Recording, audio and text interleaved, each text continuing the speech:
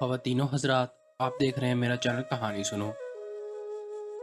خوش قسمت ہوں کہ ایسے گھر میں جنم لیا جہاں دولت کی ریل پھیل تھی۔ کبھی برے دنوں کا منہ نہیں دیکھا، جو بات سوچتی اس کی حقیقت پا لیتی، اور جو زبان سے آرزو کی وہ پوری ہو گئی۔ ابا جان ایک بڑے بزنس مین تھے، میں اپنے والدین کی اکلوتی بیٹی تھی، اس وجہ سے کافی لاڈلی بھی تھی۔ وہ مجھے ہمیشہ اپنے تینوں بیٹوں پر ترجیح دیتے تھے۔ وقت گزرتا رہا، میں اسکول سے کالج اور پھر یونیورسٹی پہنچ گئی۔ یونیورسٹی میں میری کسی سے بات چیت نہیں تھی، کچھ دولت کا نخرہ بھاتا اور کچھ اپنے حسن کا خیال۔ میں بہت کم کسی سے دوستی کرتی تھی، بلکہ یہ کہنا چاہیے کہ کسی کو منہ نہیں لگاتی تھی۔ سال بھر تک اکیلی یوسف کارواں کی مانت پھرتی رہی، پھر ایک لڑکا مجھے ملا، اس کا نام عاصم تھا۔ وہ مردانہ حسن کا شاہکار بھاتا اور خوبصورتی میں اپنی مثال آپ تھا کہ انسان اس کو دیکھ کر ایک لمحے کے لیے کھو سا جاتا تھا۔ وہ ایک خوشحال خاندان کا چشم و چراغ ہے۔ وہ اکثر میری طرف دیکھتے لیکن میں توجہ نہ دیتی، حالانکہ میرا دل چاہتا کہ وہ مجھ سے بات کریں، مگر میں یہ بات ظاہر نہیں ہونے دیتی تھی۔ وہ چاہتا تھا کہ مجھ سے مخاطب ہو، مگر ڈر کی وجہ سے بات نہیں کرتا تھا۔ جب بھی میں عاصم کی طرف دیکھتی، پتہ نہیں کیوں میرا دل بے چین سا ہو جاتا۔ اس میں اتنی کشش تھی کہ وہ اچانک دل سے یہ دعا نکالتی تھی کہ یہ میرا ہو جائے۔ ایک دن یونیورسٹی ٹائم کے بعد گاڑی کا انتظار کر رہی تھی، لیکن گاڑی نہ آئی۔ بالآخر دیر انتظار کرنے کے بعد مجھے گاڑی کا ہارن سنائی دیا۔ دیکھا تو عاصم آنے کا اشارہ کر رہا تھا۔ میری سمجھ میں نہیں آ رہا تھا کہ کیا کروں کہ میرے قدم از خود اس کی جانب اٹھنے لگے اور میں اس کی گاڑی میں جا کر بیٹھ گئی۔ راستے میں اس نے پوچھا، گھر جانا ہے یا پہلے کافی پی لیں؟ میں نے تقریباً ناراض ہوتے ہوئے کہا، مجھے اپنے گھر جانا ہے اور کہیں نہیں۔ تب اس نے مجھے گھر کے سامنے اتار کر کہا، اچھا بھائی ارم گل، خدا حافظ۔ اب میں حیران و پریشان کھڑی تھی کہ اس کو میرے نام اور میرے گھر کا علم کیسے ہو گیا۔ پوچھنا چاہا مگر اس نے موقع ہی نہ دیا اور کار واپس موڑ لی۔ اگلے دن میں نے پوچھا، آپ کو میرے نام کا کیسے علم ہوا؟ تو اس نے کہا، جس سے دلچسپی ہو اس کا نام اور گھر معلوم کرنا کون سا مشکل کام ہے۔ اس نے اتنے آسان الفاظ میں اظہار الفت کر دیا کہ میں خاموش بیٹھی رہ گئی۔ تبھی اس نے قدرے سنجیدہ ہو کر پوچھا، کیا آپ مجھ سے شادی کرنا پسند کریں گی؟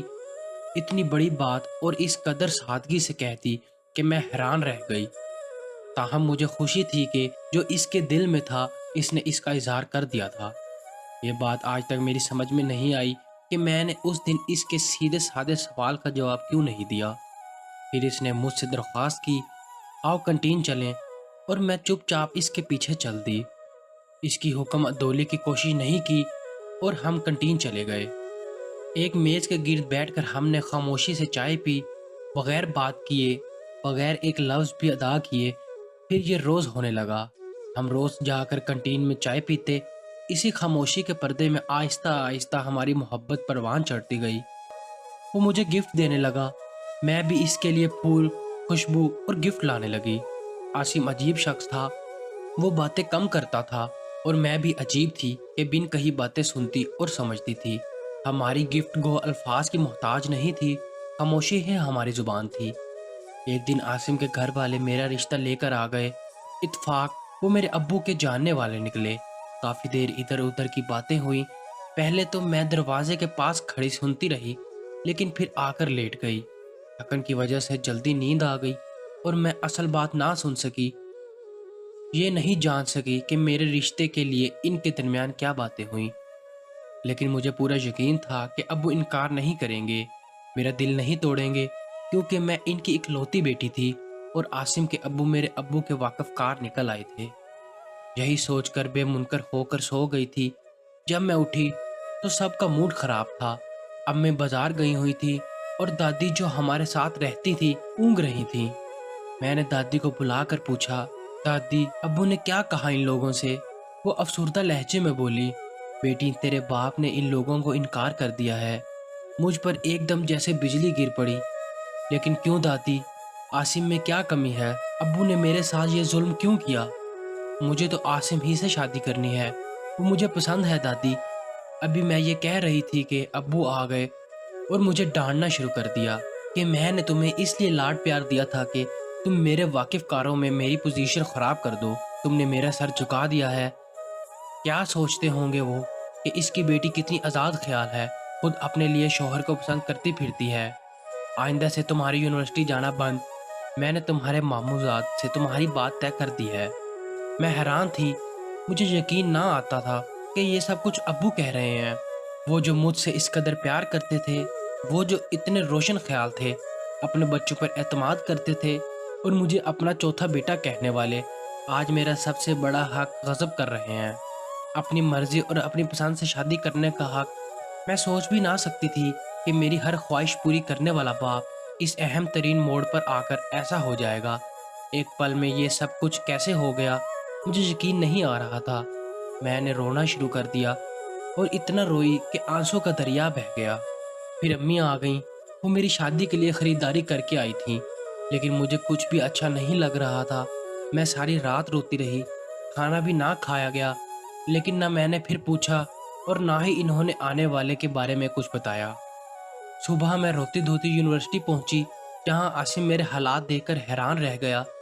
मैं भी इसे देखकर हैरान थी। मेरा ख्याल था कि वो सदमे से मुझसे भी बड़े हाल में होगा, लेकिन वो तो बिल्कुल ठीक और फ्रेश था।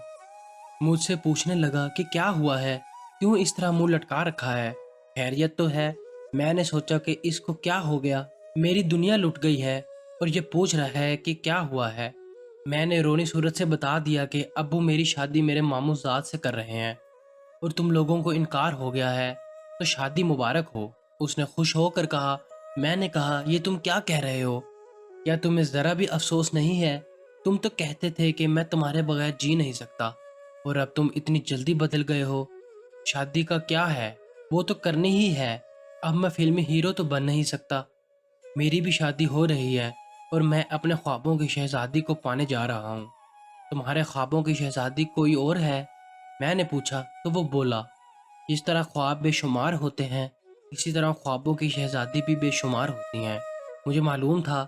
मैं तो पहले ही कहती थी कि मर्द बेवफा होते हैं, ये सिर्फ वक्त गुजारते हैं। लानत हो मेरी अकल पे कि मैंने तुम्हारा एतबार किया और तुमसे दुख बांटने आ गई। तुम इस कदर बदल जाओगे, मैं सोच भी नहीं सकती थी। और हाँ, अब मैं अपने मामूजाद से ही शादी करूँगी, और वो भी खुशी खुशी। वो मुसलसल हंस रहा था और मैं आंखों से आंसू भर के झुंझला के वहां से चली आई। अब्बू की डांट से इतना दुख नहीं हुआ था जितना आसिम के रवैये से हुआ। मैं घर आ गई। अब्बू को पता चला कि मैं यूनिवर्सिटी गई थी, तब इन्होंने और भी डांटा कि जब मना किया था तो फिर क्यों गई थी। अब घर में मेरी शादी की तैयारी हो रही थी। ये वक्त कितना मुश्किल और कठिन था, बता भी नहीं सकती। मेरी शादी हो गई और मैं फूलों से सजी सेज में बैठ गई। मैं घूंघट काढ़े बैठी थी। रात हो गई थी। खिड़की से चांद की हल्की हल्की रोशनी आ रही थी। कमरा बहुत खूबसूरती से सजाया गया था, लेकिन मुझे कुछ अच्छा नहीं लग रहा था। जी चाहता था कि जहर खा लूं, लेकिन आसिम को जलाने के लिए मैंने ऐसा किया था, क्योंकि मेरे मामूजाद का नाम भी इत्तेफाक से आसिम ही था। सोचा जब इसको पता चलेगा कि मैं आसिम ही की हो गई हूँ, तो वो जल मरेगा। एक बात बताऊं कि मामू अरसा दराज से दुबई में रहते थे। वो उस वक्त वहाँ गए थे जब इनकी शादी भी नहीं हुई थी। इन्होंने वहीं शादी की थी। हमने मोमानी को भी नहीं देखा था। फिर मोमानी का इंतकाल हो गया। इनके बच्चों को भी हमने नहीं देखा था। बस मामू अम्मी अब्बू से ख़त किताबत और कभी कभी फ़ोन पर राब्ता कर लेते थे। एक दो बार अब्बू उनसे मिलने दुबई गए भी थे, मगर वो हमारे होश संभालने के बाद पाकिस्तान नहीं आए। मैं अपने ख्यालों में गुम थी। जिसने शादी से पहले अपने दूल्हा की शक्ल भी ना देखी हो, सिर्फ नाम सुना हो, इस दुल्हन का क्या ख्याल होगा। अनजाने खौफ में डूबी हुई मैं भी वैसी ही अनजान दुल्हन थी। दरवाज़ा खुलने की आवाज़ आई तो मैंने नज़रें झुका ली और सिमट कर बैठ गई। वो मेरे करीब आकर बैठा वो मेरे करीब आकर बैठा और अब मेरी थोड़ी पकड़ कर मेरा चेहरा ऊपर कर रहा था। मैं सर से पांव तक कांप गई। मुझे पसीना आ गया। इस वक्त मुझे आसिम बेहद याद आ रहा था। मैंने डरते डरते नज़रें ऊपर की और हैरत से सख्त रह गई। मैंने देखा कि सामने वही था, मेरे वाला आसिम, जिसको मैं चाहती थी, जो मुझको यूनिवर्सिटी में मिला। हैरान थी कि यह सब कैसे हुआ। इसने बताया कि मैं एक साल पहले दुबई से आ गया था। अब्बू मुझे कहते थे कि मैं फूंची के घर जाता और इन लोगों से ज़रूर मिलूं, लेकिन मैंने ऐसा तरदो नहीं किया क्योंकि मुझे तुम मिल गई थी। जब अब्बू दुबई से आए और मैं इनको तुम्हारे घर रिश्ते के लिए लाया, तो पता चला कि मैं तो अपनी फूफी के घर बैठा हूँ। हम सब बहुत खुश थे, मगर तुम्हें किसी ने नहीं बताया कि तुम्हारे मामू का बेटा और यूनिवर्सिटी वाला आसिम एक ही है। फिर तुम्हारा हमसे पर्दा कर दिया गया। तब मैंने सोचा कि क्यों ना तुमको सरप्राइज़ दिया जाए।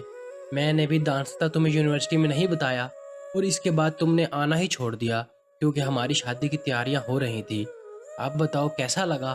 फूफो को मैंने कसम दे दी थी कि अपनी लाडली को मत बताना, मैं इसे सरप्राइज़ देना चाहता हूँ। मैं अपने वालिद के रवैये पर हैरान थी कि इन्होंने भी अम्मी का साथ देकर मुझे सदमा पहुँचाया है। मैं रोते रोते खिलखिलाकर हंस पड़ी। अब मैं अपनी किस्मत पर नाज़ा थी कि मेरे पसंद और मामू ज़ात आसिम एक ही थे, वरना न जाने क्या होता। रिश्ता आने के सिर्फ 10 दिन बाद ही मेरी आसिम से शादी हो गई थी। आज हमारे 2 प्यारे प्यारे बच्चे हैं और हम कामयाब ज़िंदगी बसर कर रहे हैं। आसिम आज भी कहते हैं कि मैं अगर वही आसिम ना होता तो क्या होता। लेकिन तुम खुद को देखो कि तुमने मुझको महज जलाने की खातिर त्याग लेने की बजाय कैसे झटपट अपने मामू ज़ात से शादी कर ली। फिर बेवफा कौन, मैं या तुम? इनकी ये बात सुनकर बजाय शर्मिंदा होने के मैं अपनी किस्मत पर नाज़ा इतराने लगती हूँ कि माशाअल्लाह किस्मत की धानी जो हूँ। तो दोस्तों, आपको आज की वीडियो कैसी लगी कमेंट करके ज़रूर बताएं। मिलते हैं नेक्स्ट वीडियो में, तब तक के लिए अल्लाह हाफिज़।